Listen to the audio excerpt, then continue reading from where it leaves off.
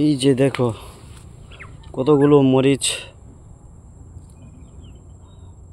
হয়েছে, দেখতেই পাচ্ছ।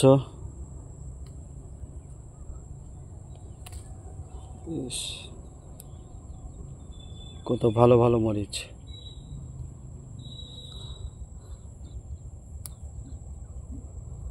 এখানে তো কমই আছে, ব্যাগে ভরে নি।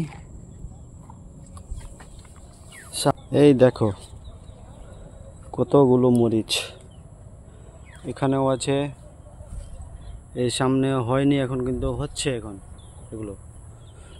এটা এর আগে হয়েছিল, এর আগে নিয়ে গেছিলাম এখান থেকে কিছুটা, আবার আজকে ভেঙে নিলাম এখান থেকে।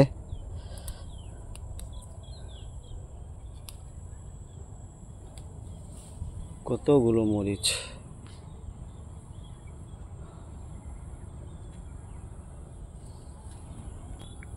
কাঁচা মরিচ খেতে কে কে পছন্দ করো? তোমরা যদি নিতে চাও তাহলে মেসেজ করো, আমি পাঠিয়ে দেব। কম হলেও ঠিক আছে, খাওয়ার জন্য আমার কাছে অনেক আছে। এগুলো এখন একসঙ্গে তো এত খাওয়া যায় না। যদি পারো তো কন্ট্যাক্ট করো, আমি পাঠিয়ে দেবো।